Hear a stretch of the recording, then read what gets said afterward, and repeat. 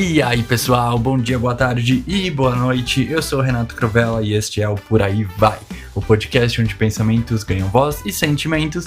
E hoje, gente, estamos no pré-episódio 50. Eu tinha separado esse episódio pra gente falar das notícias de agosto, mas como a gente já veio aí de 3 episódios mais densos, né, mais tensos e mais... como é que eu posso dizer? Vocais, talvez? Não sei se vocais é a palavra. Mas episódios mais densos, né? Então, eu fui folheando as notícias, não gostei muito, sim, de nenhuma em especial. E achei que iria ser mais um episódio pesado, de algumas que chamaram mais minha atenção. Então, eu mudei completamente isso em cima da hora, assim, pra gravar. E por isso que o episódio vai estar saindo um pouquinho mais tarde hoje. E aí eu decidi trazer as notícias do mundo invertido, digamos assim.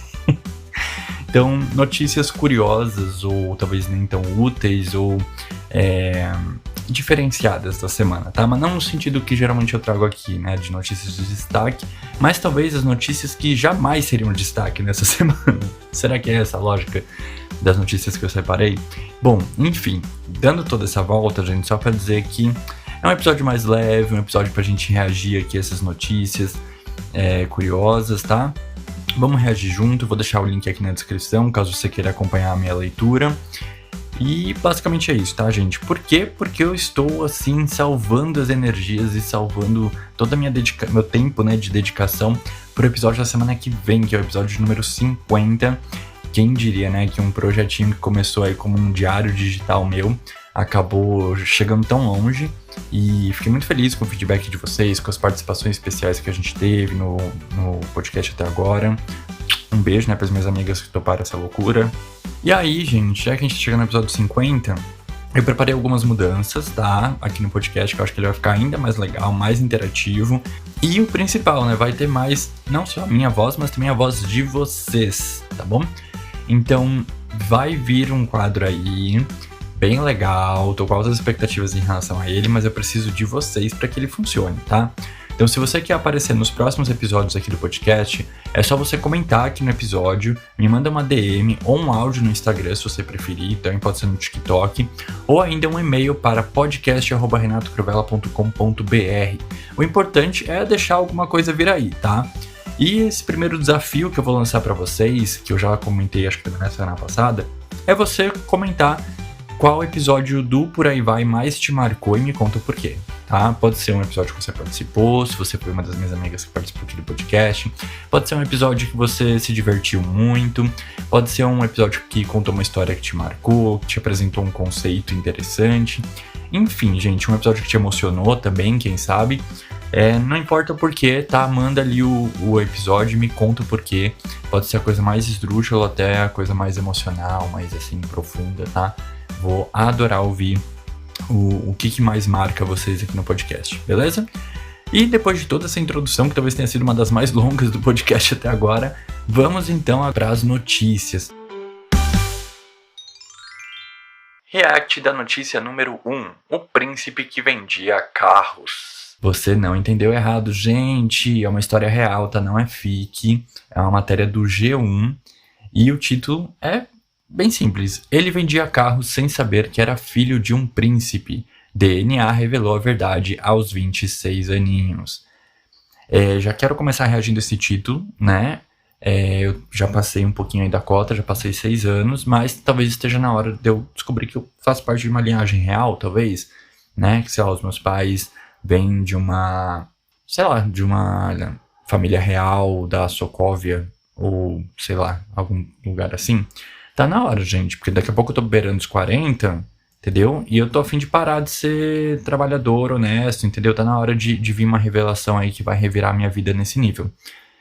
Mas vamos ver o que diz a notícia, que príncipe é esse, vamos tentar entender melhor que babado é esse. Clement van Denkershove, gente, não sei ler esse nome, tá? Vou chamar ele de Vaikchove, acho que faz muito sentido, tá? Clement Vaikchove, gostei. Ele é filho do príncipe Laurent com a cantora Wendy Van Wanten, ou Wanten, não sei, vai depender de como você pronuncia o W aqui na nossa cultura.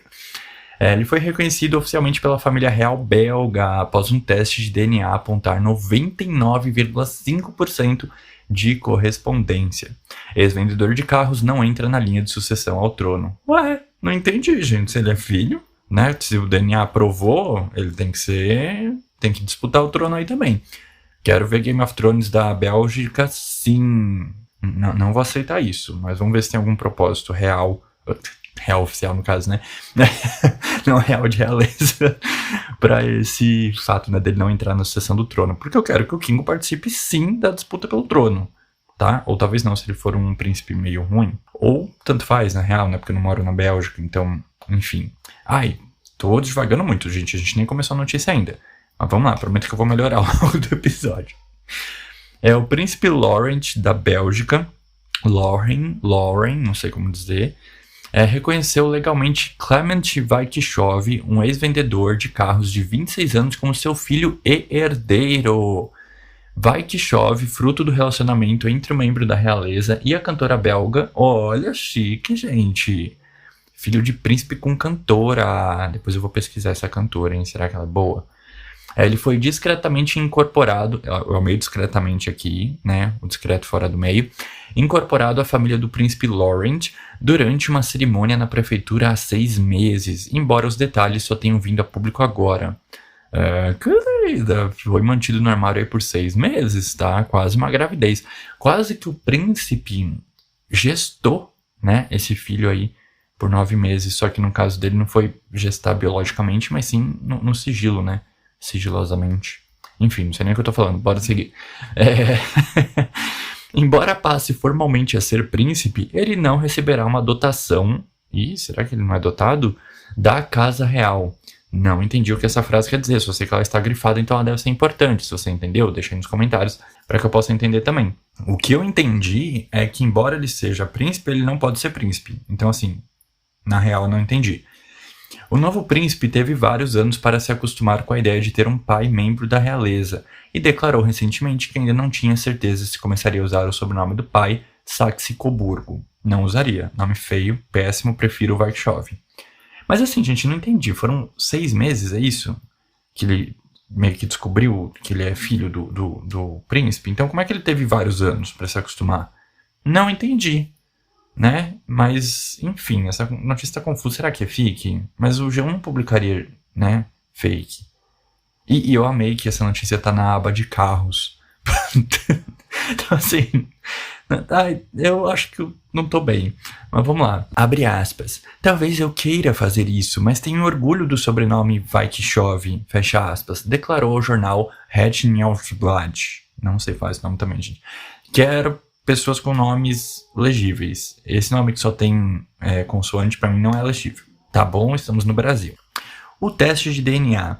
Clement não fará parte da linha de sucessão ao trono da Bélgica, ao contrário de sua meia-irmã, a princesa Louise, e de seus meio-irmãos, os príncipes Aymeric e Nicholas. Gente, para. Que tanto meio-irmão que esse cara tem. Gente, isso daria muito uma série, um filme assim, tipo Game of Thrones.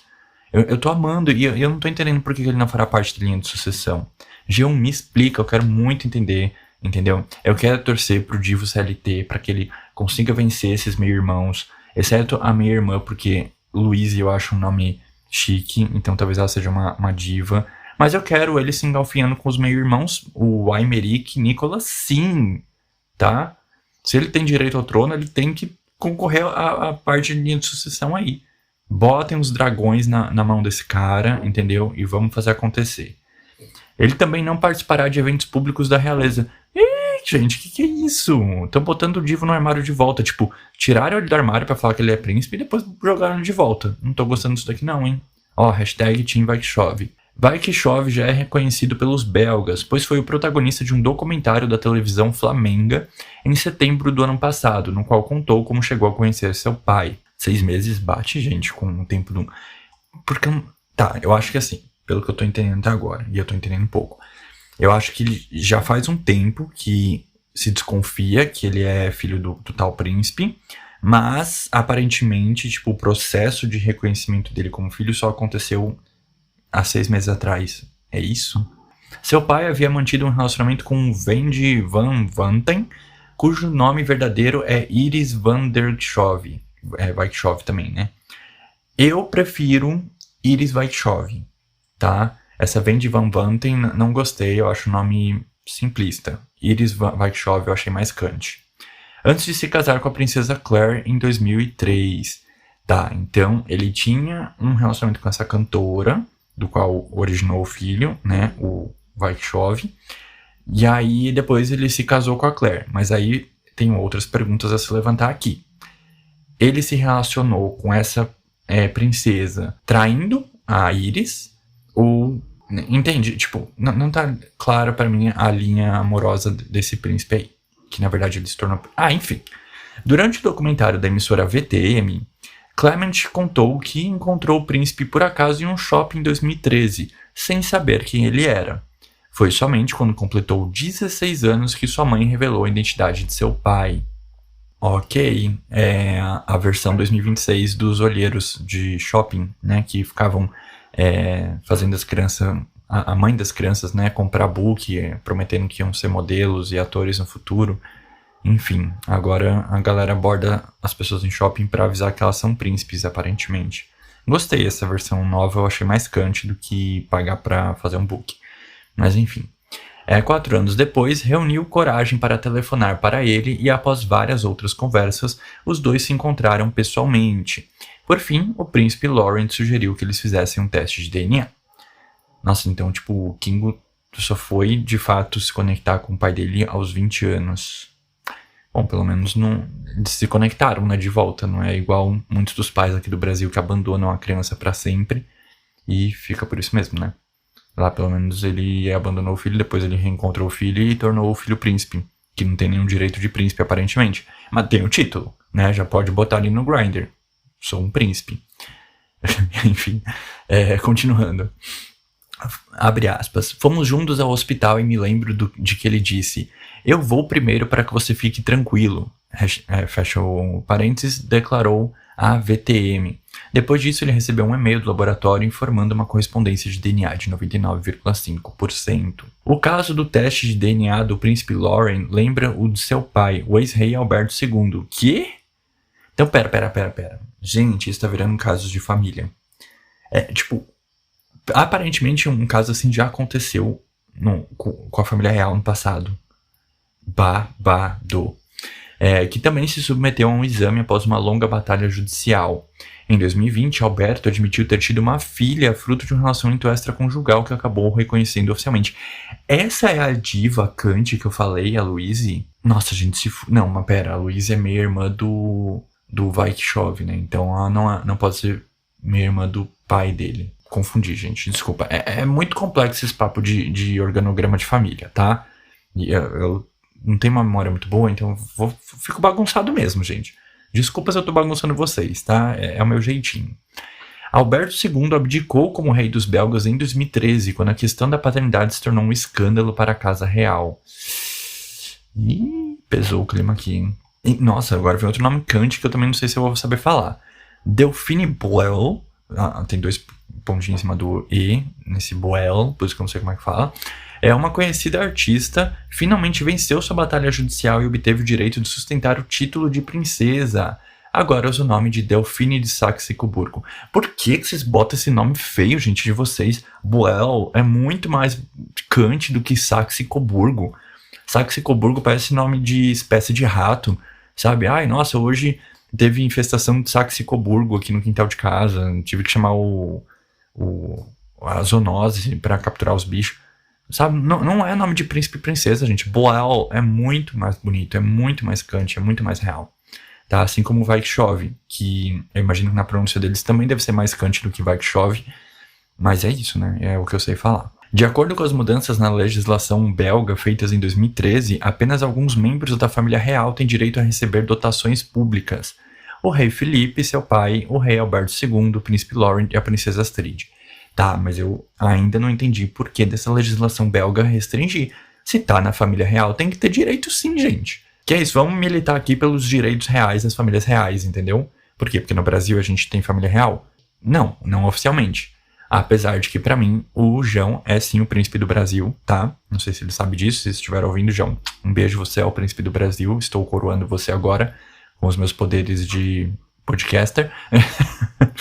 Então, assim, não entendo a legislação belga, entendeu? Hashtag direitos iguais para reis e rainhas e príncipes e princesas da Bélgica. E é isso, gente. Essa foi a primeira notícia. Vocês gostaram? Vocês estão do lado de quem, hein?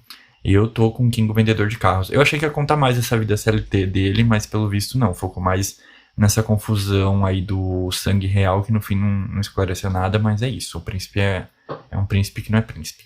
Bora pra próxima notícia, ver se ela faz mais sentido? Bora lá. React Notícia 2. O pequeno pênis. É, galera, os títulos estão bem óbvios, né? Essa segunda notícia é do Google Gloss e diz o seguinte: o homem do menor pênis do mundo passa por procedimento e se abre sobre o resultado.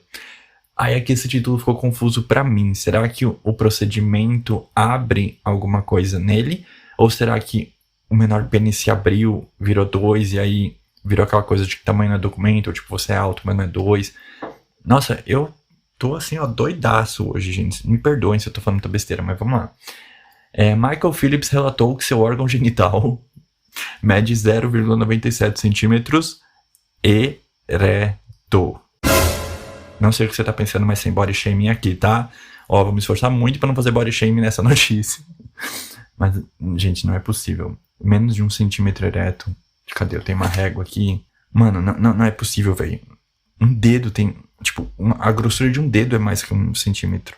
Não entendo isso, mas vamos ver. Vamos ver se essa notícia é fake, porque não tô acreditando. Conhecido como o dono do menor pênis do mundo, Michael Phillips foi submetido a um procedimento de aumento peniano. O caso do homem de 38 anos... Caraca, ele demorou 38 anos para fazer um procedimento de aumento de pênis. Então, assim... Ou ele é bem virgão, né? E ninguém nunca se incomodou com isso antes. Ou realmente as pessoas não se incomodam com o tamanho. E isso é um grande tabu aí da sociedade, entendeu? Que prega por paus grandes e grossos, quando na verdade as pessoas não ligam tanto assim. Você pode ter até meio centímetro de pau que ninguém liga. Aparentemente é o que eu já tô tirando de ensinamento dessa notícia. Repercutiu em julho essa notícia quando ele conseguiu arrecadar mais de 13 mil dólares, cerca de 67 mil reais para o processo. Gata, você querendo juntar dinheiro para fazer um botocão? E ele fez uma vaquinha aí para pagar o pau grande dele. Phillips recebeu o diagnóstico de micropênis apenas em 2024. Nossa, o Divo tinha meio centímetro de pênis, praticamente, né? Tô arredondando aqui. 1 centímetro, vamos ser honestos. 1 centímetro de pênis e ele só foi diagnosticado com micropênis agora em 2024. Ok, né? Pra você ver a falta que faz as referências na nossa vida. Até então ele acreditava que sofria de puberdade tardia. Nossa, que tardia, hein, Phillips? Olha...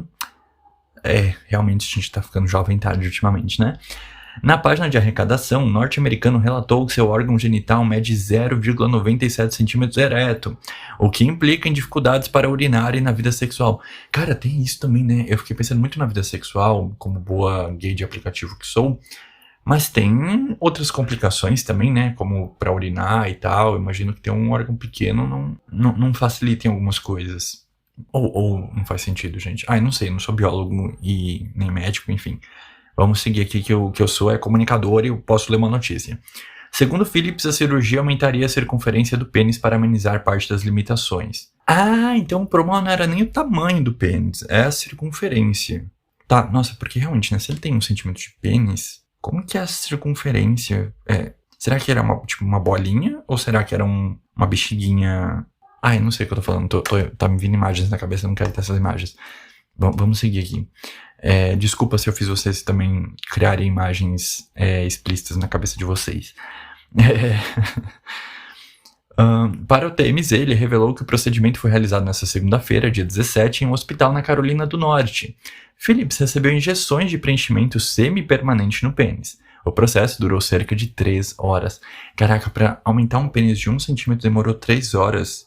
Imagina alguém que tem 22 centímetros.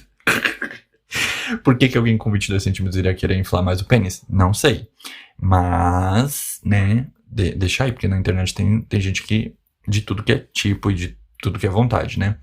Os médicos aplicaram creme anestésico e administraram uma injeção de anestesia antes de realizar o preenchimento em toda a extensão do órgão, que não foi muito, né? Então eles economizaram aí no produto. Ainda segundo o site, a ideia é que o norte-americano não precise mais usar fraldas. proporcionando-lhe um pouco mais de normalidade e conforto. What? Como assim precisar usar fralda porque tem um pinto pequeno, gente? Não. Isso não entra na minha cabeça. Qual que é o sentido? O Google Gloss vai ter que me explicar isso, cara. Você não pode jogar fofoca pela metade assim. Fofoca pela metade mata fofoqueiro. Por que tem que usar fralda tendo pênis pequeno? Tô gagging. O resultado final só será visto por Phillips após a diminuição do inchaço. Será que ele vai conseguir enxergar olhando? Ai, que horror. Que deve persistir por cerca de uma semana, tá? Não é muito. Até o final do mês a gente vai saber o desenrolar dessa história. Ou talvez não. Apesar da dor causada pelas injeções, ele afirmou que o procedimento foi um sucesso. Ok. Conforme o homem, os médicos informaram que ele poderá retornar em 6 meses para uma nova sessão, tanto para aumentar ainda mais o tamanho, quanto para apenas manter o resultado. Assim, a menos que ela faça milagre, talvez ele vá querer repetir, né, a sessão, caso o projeto seja absorvido rapidamente pelo organismo. De acordo com especialistas, o micropênis é uma condição rara e natural, geralmente relacionada a baixos níveis de testosterona durante o desenvolvimento no útero e após o nascimento. Do ponto de vista médico, ela é caracterizada por um pênis que mede menos de 7,5 centímetros em ereção. 7,5 centímetros é pequenininho, é tipo um mouse. Tá? Se você não tem essa noção de tamanho, que nem eu tô medindo aqui no meu mouse agora e é mais ou menos o mesmo tamanho.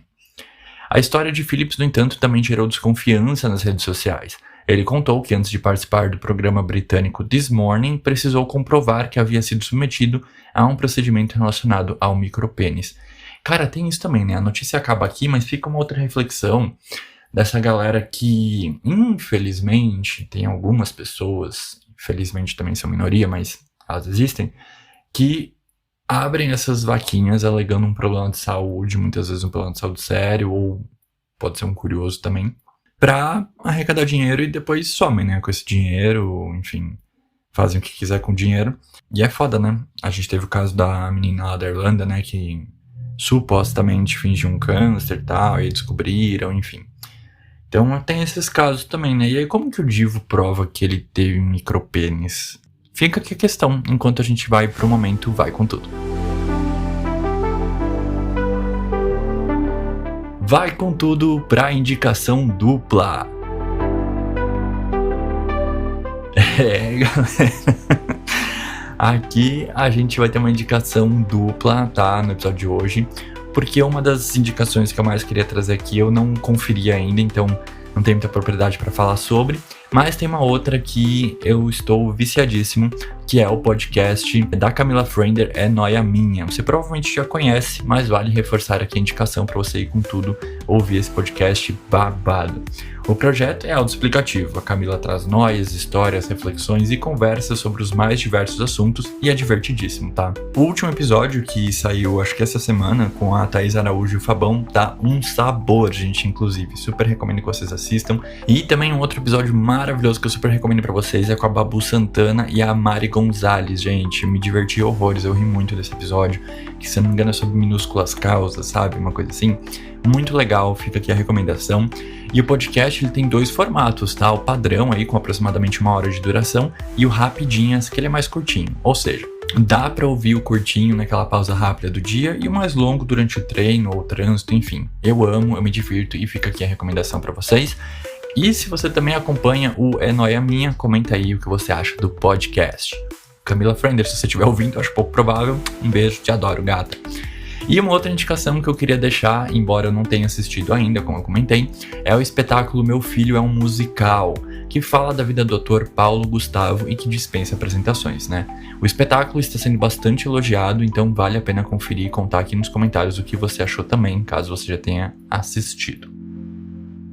É isso, gente. Muito obrigado por ouvir o episódio até o final. Espero que vocês tenham gostado. Não esquece, tá, de me contar qual episódio do Por Aí Vai mais marcou vocês. Pode mandar nas redes sociais ou pode mandar para o podcast @renatocravella.com.br. Se quiser contar uma fofoquinha junto, tá aí, tá livre para você. Fica também o convite para vocês seguirem o podcast nas plataformas de áudio que vocês mais usam ou se inscrever aqui no canal no YouTube. E também me sigam nas redes sociais, @Renato Grovella, tá? Vamos conversar, vamos se conectar e ficar bem juntinho.